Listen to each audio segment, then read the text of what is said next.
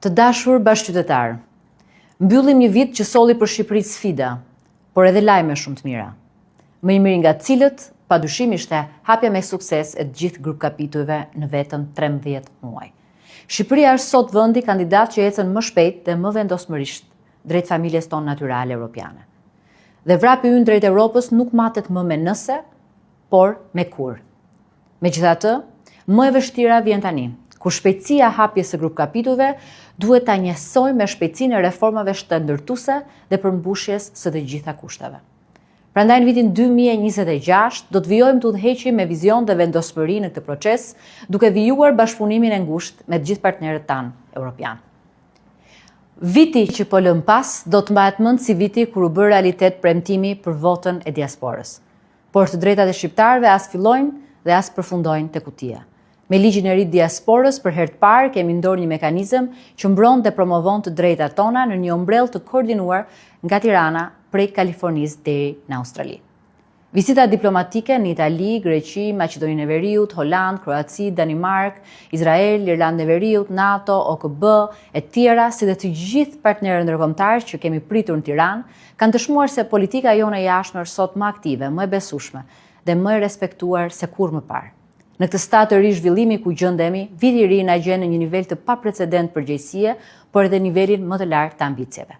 2026 do të nisë me pensione më të larta, paga më të larta, investime rekord, rritje ekonomike në një trend përshpejtues.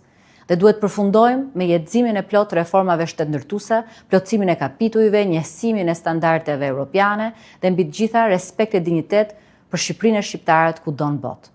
Diplomacia jon do të mbështesë këtë realitet të ri. Do të bëjë që zëri ynë i arsyes pro Europës, pro zhvillimit, pro stabilitetit të dëgjohet për Shqipërinë e shqiptarët kudo në botë.